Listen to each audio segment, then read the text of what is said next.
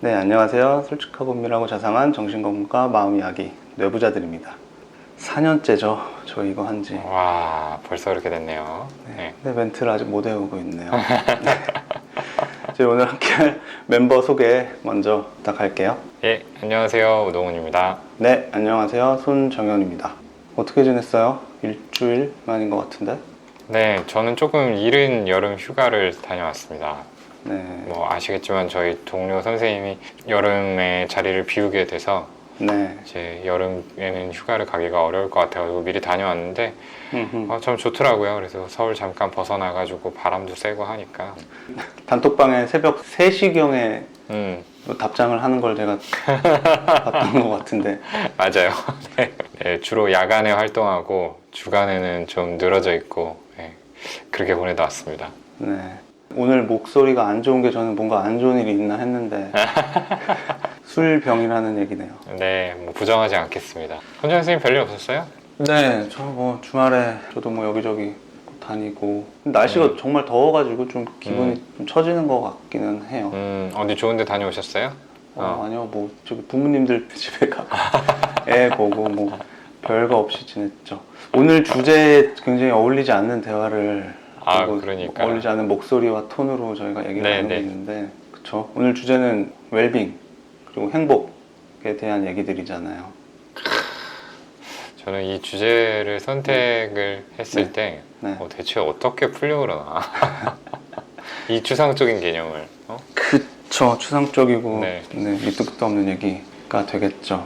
근데 저희가 주로 우울, 뭐 불안, 뭐 후회, 강박, 뭐 분노 이런 얘기 주로 하잖아요. 그렇죠. 팟캐스트든 유튜브는 조금 다른 결도 있긴 하지만 대체적으로 그렇죠. 그렇죠. 그래서 한번 뭐 이런 걸 해보면 어떨까, 뭐 이런 주제 생각을 해보다가 정하게 됐는데, 그 저희 이 지금까지 데이터베이스들 대본이나 뭐 이런 것들 모아놓은 드라이브에 검색해보니까 딱 하나 있더라고요. 그 3월달에 강연 백화점 했었죠. 그 언제죠? 그 작년인가? 작년 3월인가요? 그런 것 같아요. 올해 3월에는 아마 코로나 때문에 네. 뭐 강연이 일치 없었을 거고 작년 3월일 겁니다. 관객분들 대상으로 오프라인을 하는 거기서 강연 정도에서 행복에 대해서 다뤘었고, 관련한 사연도 뭐 별로 없었고요. 그러게요.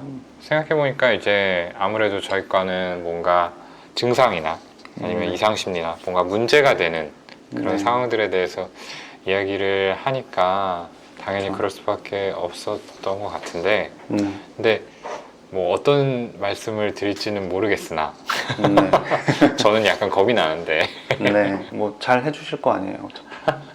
오, 진행자 선생님께서. 아니요, 저는 양념 치는 거 정도의 역할을 맡겠습니다. 오늘은 손정현 선생님이 알려주는 알아두면 쓸데없는 쓸데없는 잡학사전 이런 얘기 편집할 거니까 넘어가고요. 아무튼 손정현 선생님만 믿고 가볼게요. 네. 자, 우리 먼저 이 행복이라는 아주 거대한 개념에 대해서 좀 정의부터 하고 시작을 해보면 좋을 것 같습니다. 행복이 사전에는 대체 뭐라고 되어 있나요? 네, 생활 속에서 기쁘고 즐겁고 그리고 만족을 느끼는 상태에 있는 것. 기쁨과 즐거움 그리고 만족으로 구분을 할 수가 있겠네요. 이전에 저희가 정상과 비정상 주제로 했던 방송에서 웰빙, 건강함에 대한 얘기를 한 적이 있는데 좀 겹쳐요, 그 개념이. WHO에서 정한 그 웰빙의 조건 중에 신체적, 사회적 안녕을 제외하고 정신적 안녕, 정신적 건강의 조건으로 얘기했던 것들이 긍정적인 감정, 그리고 이제 성격적인 특성 중에 건강한 부분, 뭐 자아 존중감과 통제감, 세 번째로는 어떤 힘든 일이 있을 때 거기에 대처하고 딛고 일어나는 이 회복 탄력성, 이런 것들이 그 웰빙의 조건에 포함되어 있는데 이 행복이라는 것도 비슷한 개념인 거죠. 기쁘고 즐겁고 그리고 만족감을 느끼는 상태. 굉장히 어렵네요. 네. 아무튼 조금 더 한번 심플한 말로 정리를 해보자면은 기쁘고 즐거운 긍정적인 감정을 일상 속에서 느낄 수 있고, 살면서 어떤 괴로운 일이 생겨도 거기에 대해서 잘 대처하고 컨트롤할 수 있는 나름 괜찮은 사람이다 라고 스스로 여기는 거. 그렇죠. 네, 이게 행복, 웰빙의 상태다 이렇게 얘기를 할 수 있는 거죠. 그쵸. 근데 우리가 살면서 얼마나 자주 이렇게 느끼는지 또 이렇게 느끼는 사람들이 우리 사회에 얼마나 있는지 궁금하기는 해요. 그러게요. 그쵸. 기쁨과 즐거움을 일상 속에서 느끼려면 그러니까 되게 막 신나고 엄청 뭐 행운이 따라서 그런 게 아니고 생활 속에서 기쁨과 즐거움을 자주 느낄 수 있는 그런 감수성이나 타고나는 기분의 기질 뭐 이런 것들이 다 관여를 하는 건데 전부 다 타고나는 부분 그리고 우리를 길러주는 뭐 부모님의 양육 성향 이런 우리 스스로가 어떻게 못하는 요인들이 많이 좌우가 되는 거잖아요. 그러게요. 네, 방금 말씀하신 내용들은 사실 여러 가지 연구에서 반복이 되어 온 결론이죠. 그러니까 그 홀로코스트, 굉장히 트라우마라고 할 수 있는 유대인 학살 상황에서 살아남은 사람들조차도 뭐 이후에 어떻게 살았느냐를 추적해 봤을 때 그 삶의 궤적이 판이하게 달랐다라고 해요.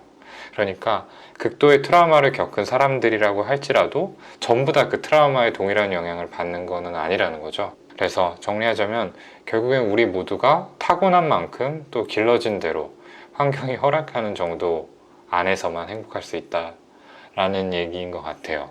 어떻게 보면 좀 슬픈 이야기 같기도 합니다. 네. 뭐 여기서 끝내면 더 할 수 있는 얘기가 없을 텐데 그래도 우리가 이 주어진 각자 타고난 주어진 조건, 환경 안에서 조금이나마 애쓸 수 있는 부분, 조금이나마 더 행복하기 위해서 할 수 있는 부분들에 대해서 사실 여러 가지 고민들, 연구들이 있죠. 뭐 학문의 영역에서도 그렇고 여러 가지가 있는데 그 앞서 얘기했었던 요인들을 조금 더 이제 세분해서 보자면 역시 전에 이제 정상과 비정상에 대한 방송을 할 때 말씀드렸던 건데 멜라니 클라인이라는 분이 정상 개념을 역시 4가지 정도로 나눴는데 이 중에 그 첫 번째가 이거거든요. 갈등 없이 기쁨을 느낄 수 있는 능력.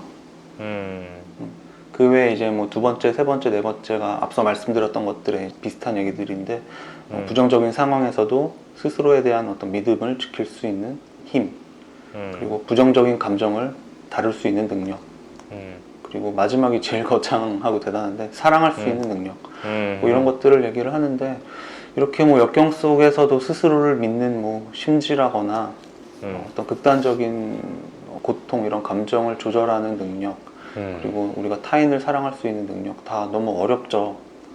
추상적이기도 하고 네. 그렇게 느껴지네요.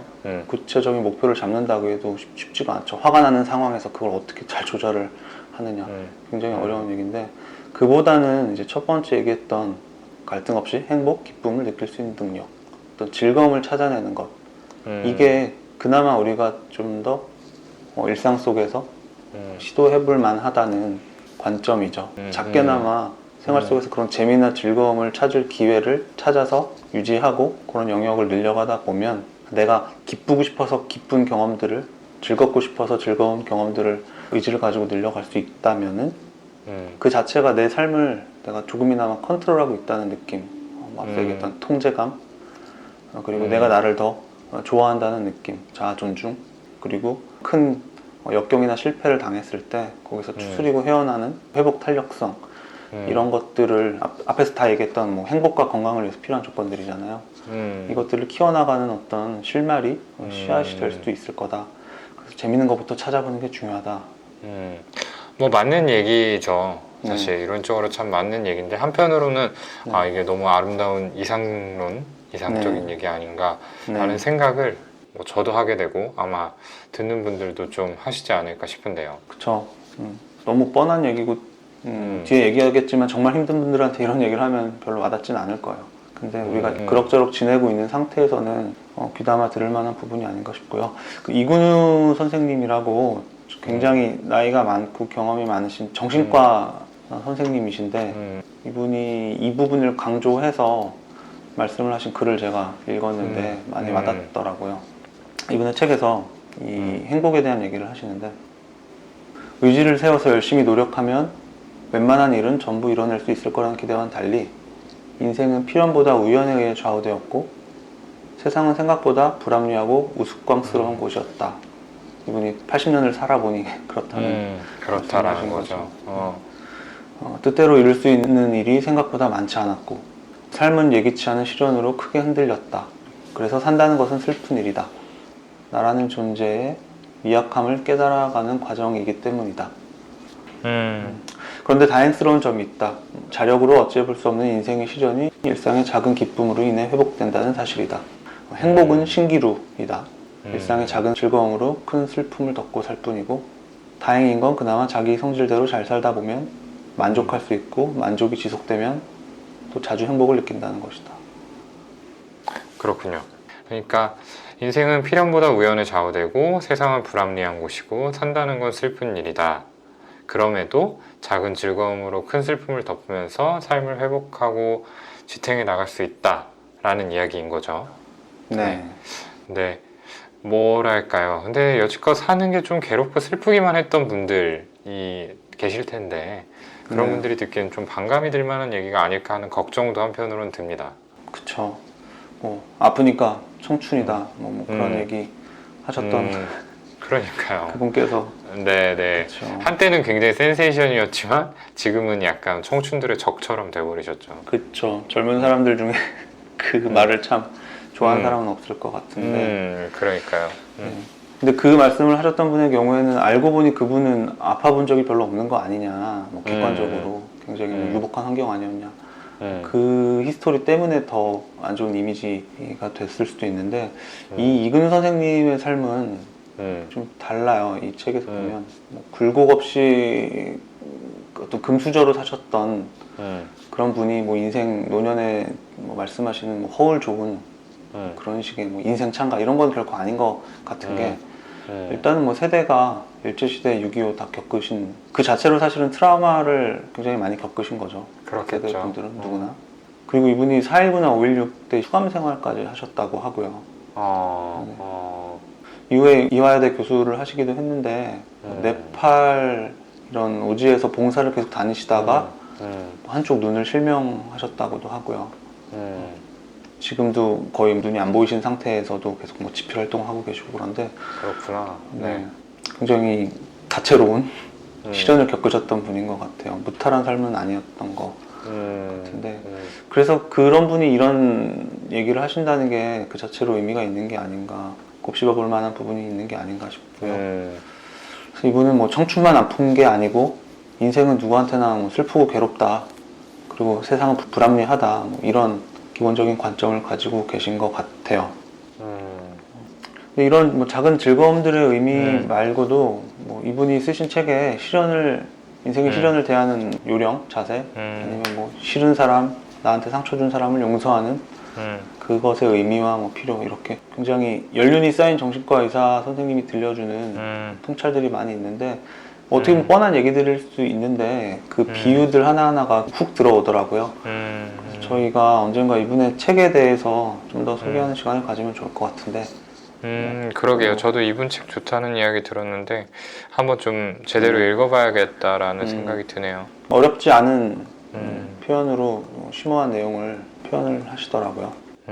그렇구나. 근데 이 작은 기쁨, 뭐 즐거움 이런 감수성이 상당 부분 타고난다는 게 또 역시 문제죠.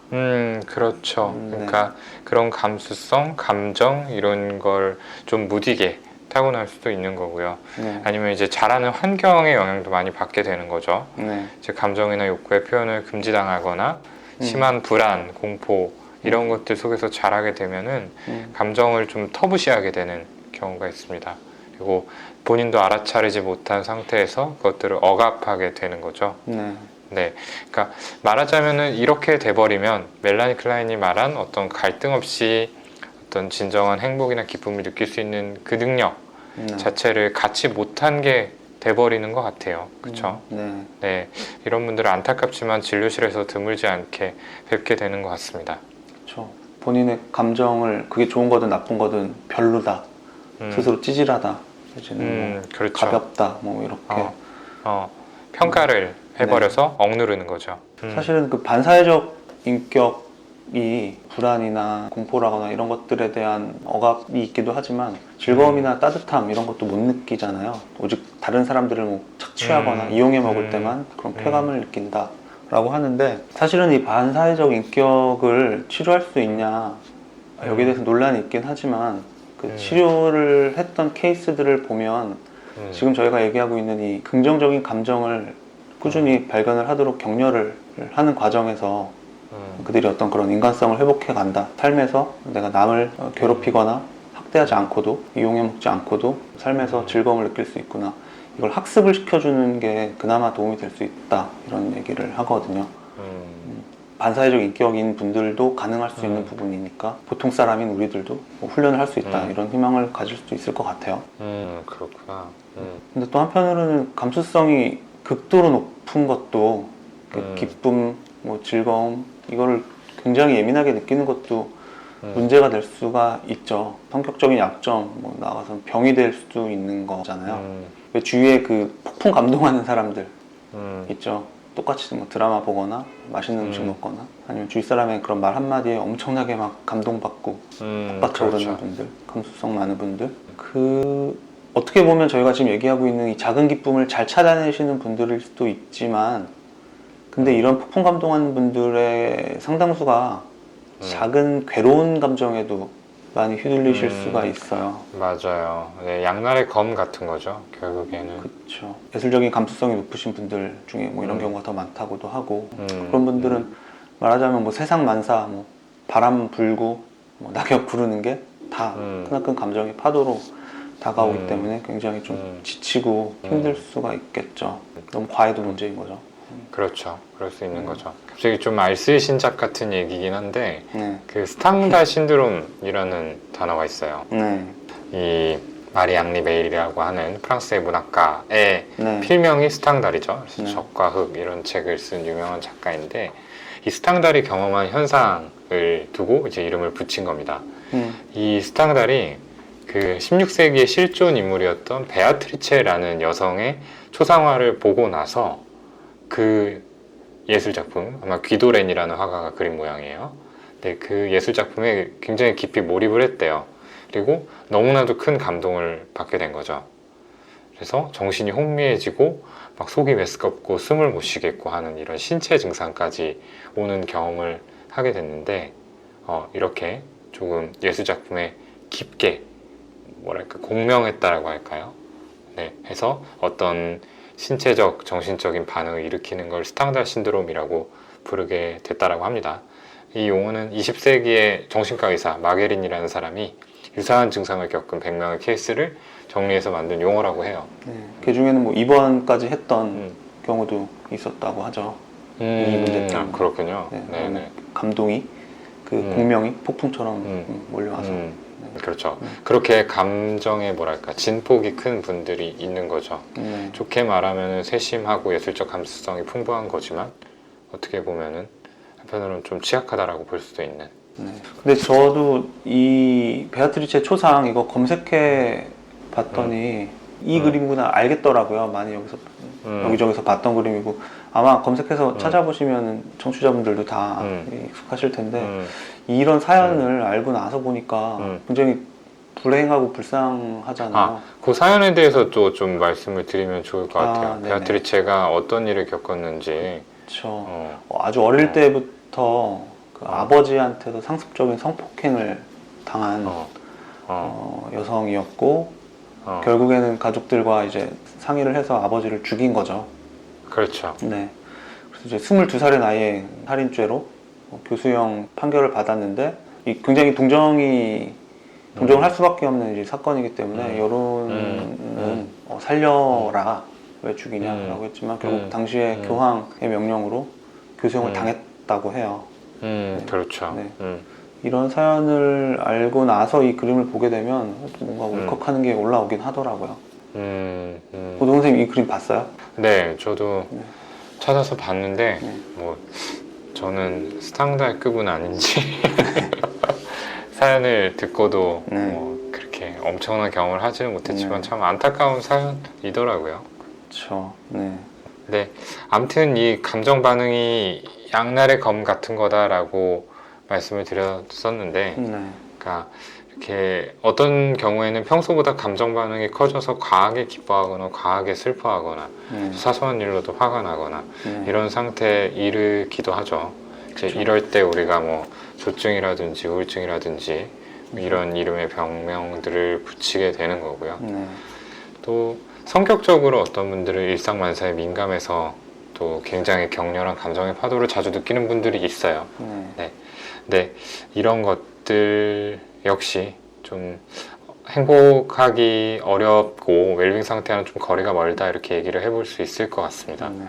물론 이런 경우에는 이제 감정의 어떤 예민함이나 세심함이나 이런 것들을 살려주는 것도 뭐 좋겠지만 사실 약물이나 어떤 감정을 처리하는 방법들을 통해서 이런 것들을 좀 완화하는 접근이 좀 더 행복에 가까워지는 길이 아닌가 이렇게 생각을 하게 됩니다. 네. 성격적으로 늘 이 진폭이 너무 커서 힘들었던 분들이 오히려 그런 기쁨, 즐거움을 포함해서 이 감정의 진폭을 줄이는 약을 드시면서 삶이 편안하고 안정감이 들어서 행복하다 이런 말씀하시는 경우가 있죠. 근데 뭐 이런 경우는 예외적으로 그런 기쁨, 즐거움을 포함한 감정 반응이 너무 큰, 좀 드문 경우일 것 같고요. 보통은 이 이근우 선생님이 말씀하셨던 것처럼 그리고 뭐 멜라니 클라인이 뭐 정상의 기준으로 첫 번째로 언급을 했던 것처럼 뭐 사소한 즐거움을 느끼는 능력이 대개는 부족하죠. 우리 모두.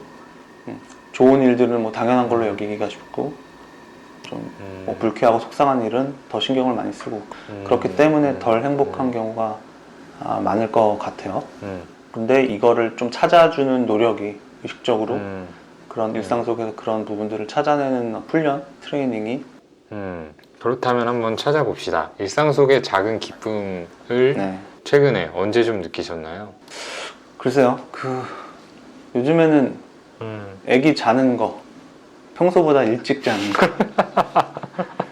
애가 평소보다 한 시간 일찍 네. 잘 때 소소한 그 행복이죠. 얼굴을 보면서 느끼는 기쁨이라거나 전에도 제 취미로 뭐 얘기했었는데 화분들 이렇게 뭐 새로 사거나 아니면 뭐 잘 길러서 뭐 꽃을 피운다거나 그런 거 볼 때 뭐 조금씩 있는 것 같은데 이거는 요즘에 좀 질렸고요. 화분 보는 거. 아무튼 애기 일찍 자는 거 보면 그렇게 좋더라고요. 예뻐서 그런 거죠. 네, 너무 예쁘잖아요. 자는 얼굴이 예뻐서 그런 걸로. 근데 뭐 예전을 생각해 보면 별로 없었던 것 같아요. 저도 이 이근우 선생님 글을 보면서 생각해 봤는데 그냥 뭐 술 먹고 약간 기분 들뜬 거 정도? 그게 뭐 일상 속의 기쁨 정도였던 것 같고 별로 못 느끼고 살았던 것 같은데 너는 어떠세요? 뭐 잘 아시는 것처럼 저도 예전에는 이제 술 마시는 거로 많이 그런 걸 찾았던 것 같고 요즘에 저도 하나 찾아낸 방법이 있어요. 그러니까 좀 스피커를 빵빵한 걸 드렸거든요. 네네. 그래서 스피커로 아주 출력을 위아랫집에 방해되지 않을 정도로까지 좀 높여도 어쨌든 거실이 꽉 차게 되는데 이렇게 소리를 좀 높여놓고 좀 웅장한 음악들, 뭐 클래식 같은 것들 틀어놓고 아무 생각 없이 눈 감고 음악 듣고 있으면은 그럴 때는 조금 편안하다. 지금 되게 좋다 라는 느낌을 받는 것 같아요. 어떤 장르의 음악을 듣는지 물어봐도 될까요? 클래식이라니까요. 그러니까 누구요? 정확하게 누구의 어떤 음악?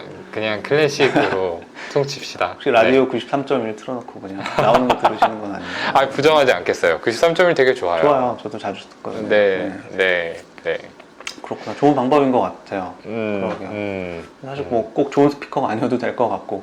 그렇죠. 요즘 출력 좋은 거 많으니까. 근데 이게 뭐 어떻게 보면 음악 감상이 뭐 좋다 뭐 이런 뻔한 얘기인데 이걸 안 해봤던 입장에서 시도를 해보는 건 그 자체로 의미가 있을 것 같다는 얘기를 저희가 하고 있는 거죠. 작은 즐거움을 새로 찾아내보자는 거니까. 그렇죠. 그러니까 생각보다 옆에 있을 가능성이 높아요. 지금 알아차리고 있지 못할 뿐이지 잘 찾아보면 이제 멀지 않은 곳에 행복의 소스가 있다라는 거죠. 그렇죠. 근데 우리가 술 얘기 잠깐 했지만 어떤 이 기쁨이나 즐거움도 포괄적인 개념에서는 내가 인식하는 쾌감이라고 할 수 있는 거 아니에요? 그렇죠. 네. 그러면 즉각적이고 말초적인 쾌감을 주는 많은 것들이 있는데 이런 것들은 행복에 도움이 되지 않는 거냐라는 의문을 좀 던지게 됩니다. 뭐 대표적으로 게임, 뭐 우리가 얘기한 술, 그리고 소비도 뭐 마찬가지죠. 네. 네, 긁는 순간의 그 말초적인 쾌감, 네, 무시 못하죠. 네. 뭐 여기에 좀 더 하자면 불법적인 약물들도 즉각적인 그 쾌감, 뇌에 보상을 주는 과정일 것 같은데 이건 그렇지가 않죠, 사실 당연히. 즉각적인 이런 말초적인 쾌감들에만 탐닉하는 건 당장은 뭐 행복하다라고 강렬하게 느낄 수 있지만 문제는 지속 가능성과 부작용의 문제를 생각을 해보면 경계해야 될 부분이 많은 것 같아요. 가령 뭐 술로 즐거움을 찾는 상황에서 알코올 중독자 중에 사실은 우리가 생각하는 굉장히 막 충동적이고 폭력적인 이미지의 알코올 중독자가 금방 떠오를 텐데 사실은 오히려 저희가 지금 얘기하고 있는 그 일상의 행복을 잘 못 느끼는 좀 정서적으로 좀 메말라 있고 위축되고 무료한 일상이나 자기 어떤 부족함에 좀 지쳐온 그런 분들이 술 마셔야지만 그 저희가 지금 얘기하는 일상의 어떤 기쁨을 느낄 수 있기 때문에 점점 의존하게 되는 경우가 많거든요.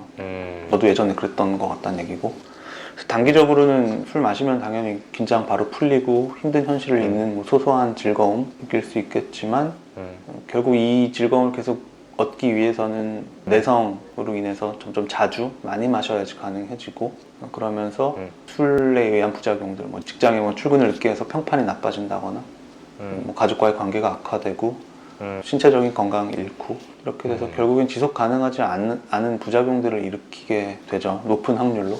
그래서 앞서 얘기했던 것들 모두 중독 가능성을 갖고 있는 그런 말초적인 쾌감을 일으키는 활동들, 뭐 행위 중독, 게임, 뭐 도박, 그리고 뭐 이런 술을 포함한 물질 중독 모두가 지속 가능하지 않기 때문에 저희가 지금 얘기하고 있는 뭐 일상 속의 작은 기쁨으로 볼 수는 없을 것 같아요. 술을 매일 뭐 가끔 한 잔만 먹으면서 그걸 취미로 삼으면 좋겠지만 그렇지 못할 가능성이 높다는 거죠. 술이라는 물질의 특성상.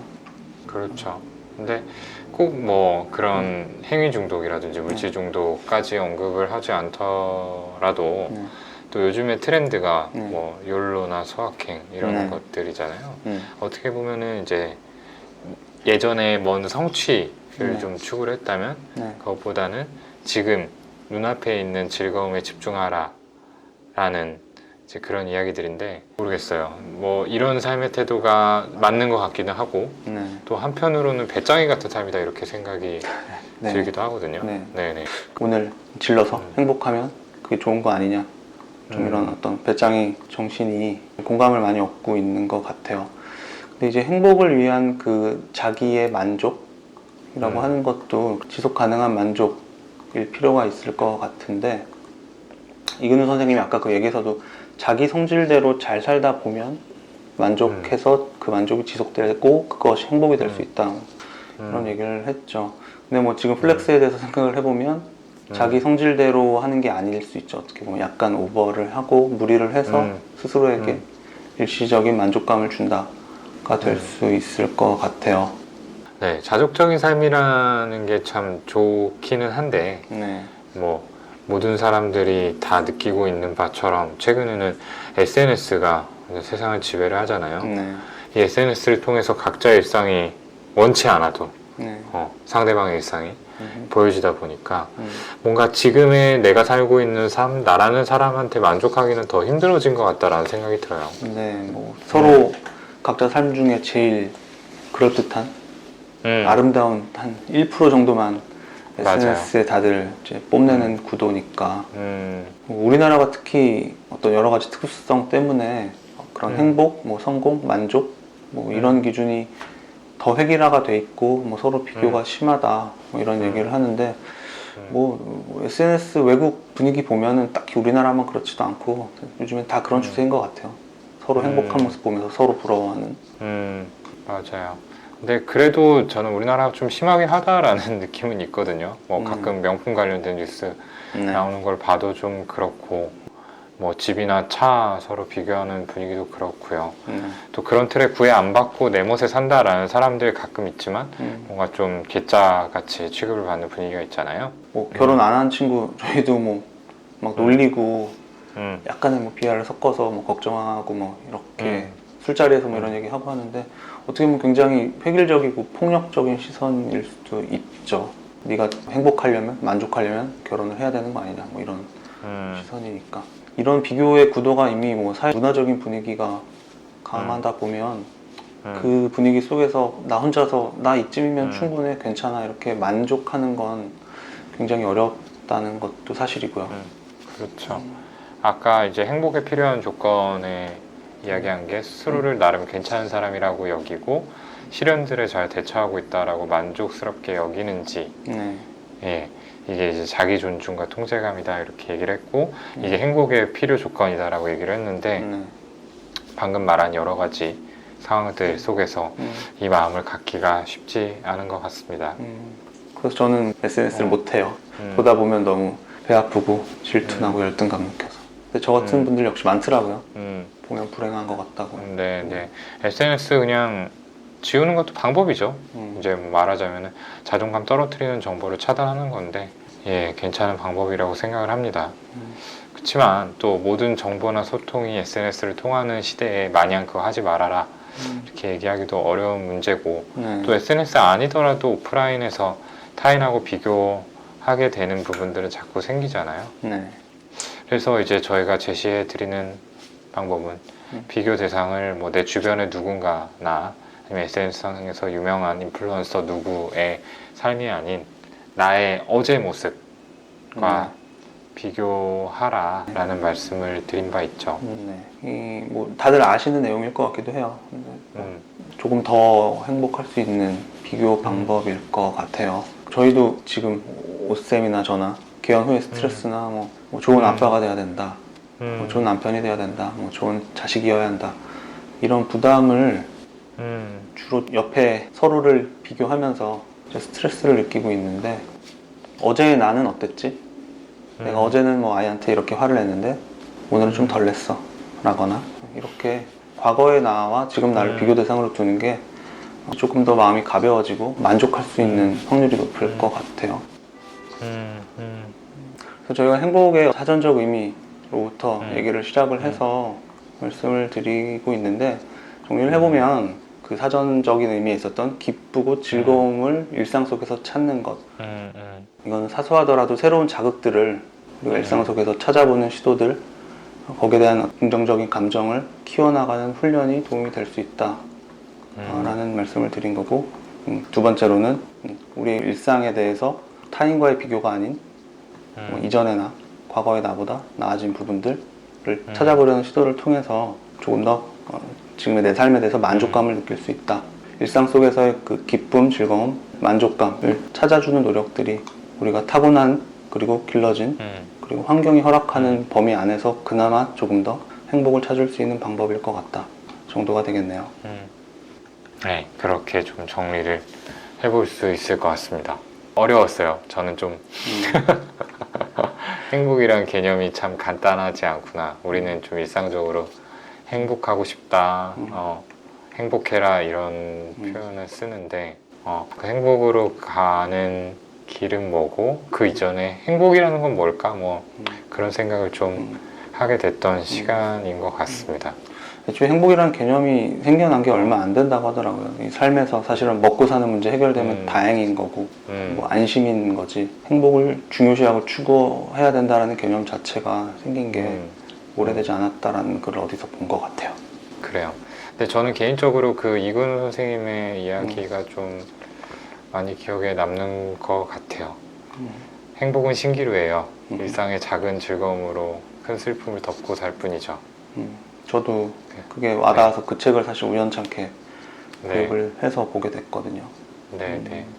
그러니까 사실 저는 되게 성취지향적인 사람이라 뭔가 목표를 세우고 거기를 달성했을 때 좀 만족감을 느끼는 경우가 많이 있었는데, 어느 순간 좀 그게 허무하다라는 느낌이 들기도 하고, 이제 나이가 들면서 내가 어떤 새로운 성취를 얻을 기회가 좀 없어진다라는 생각을 했거든요. 네, 그러면서 했던 생각이 좀 이 행복이라는 거에 뭐라 그래야 될까, 패러다임을 좀 바꿔봐야겠다, 나 나름대로 가지고 있는 그런 생각을 했던 것 같아요. 그래서 일상 속에서 좀 즐거움을 찾아보자 라고 생각을 해서 찾아낸 게 이제 스피커군요. 음악 감상. 네, 음악을 듣는 거, 한데 이제 그런 나만의 방법들에 대해서 좀 고민을 해볼 필요가 있을 것 같습니다. 그렇죠. 저는 두 번째로 말씀드렸던 내 친구, 나랑 비슷한 레벨의 조금 나은 사람과 비교를 하는 게 당연하다고 생각하고 늘 그렇게 스트레스를 받아왔는데 어제 나와 비교를 하는 게 이게 저한테 실제적으로 도움이 많이 되는 것 같아요. 의도적으로 뭐 옆에 동훈이는 뭐 한대, 이번에 뭐 했다던데, 이 비교를 나 작년에는 어땠는데 올해는 어떻네, 이런 식으로 비교를 하니까 그 타인과의 비교에서 오던 그 불행감, 어떤 열등감, 이런 부분들이 많이 희석이 되더라고요. 뭐 없어지지는 않지만 어제보다 더 나은 삶을 살아야겠다라는 거죠. 대부분은 어제보다 나은 경우가 그래도 찾을 수는 있잖아요. 뭐 모든 게 낫진 않겠지만. 맞아요. 그리고 오늘의 삶이라고 뭐 다 컨트롤할 수 있는 거는 아니지만 어쨌든 타인의 삶은 정말 타인의 것이기 때문에 내가 어떻게 할 수가 있는 게 아니잖아요. 그래도 나의 삶은 내가 바꿀 수 있는 부분들이 있으니까 적어도 어제보다 더 나아질 여지가 더 많은 거죠. 예, 그런 의미에서 어제의 나와 비교하고 조금 더 나아지기 위해 노력하는 거, 그게 또 행복으로 가는 길이 아닐까라는 생각이 듭니다. 네. 그러면 오늘 행복에 대한 두서없는 이야기는 이걸로 마치고요. 나중에 기회가 되면 이 행복에 대한 잡담 조금 더 이어서 하면 좋겠다는 생각도 드는데 오동훈 선생님이 하겠다고 모르겠네요. 오늘 행복했나요? 오늘 이 시간? 오늘 행복에 좀 어떻게 하면 가까워질 수 있을지 좀 고민해봐야 될 것 같아요. 노력하라고요. 네. 근데 제 생각에 이런 토크는 우리 맥주 한 잔을 놓고 하면은 더 좋을 것 같다는 생각이 들어요. 좀 더 술술 나오지 않을까. 네. 우리의 어떤 인생관 이런 것하고도 맞닿아 있는 얘기들인데 사실 살짝 중간에 뭐 좀 현학적인 얘기들도 들어가고 해가지고 어떻게 들으셨을지 모르겠어요. 네. 다음 기회에 또 저희가 컨택트 말고 얼굴 보고 허심탄회하게 얘기하는 자리를 만들어 보면 좋겠네요. 네, 좋습니다. 말 쓰신 짭 듣듯이 그냥 편하게 들으셨으면 좋겠고요. 저희는 다음 시간에 더 흥미롭고 유익한 콘텐츠 들고 다시 찾아오겠습니다. 네. 감사합니다. 네, 감사합니다.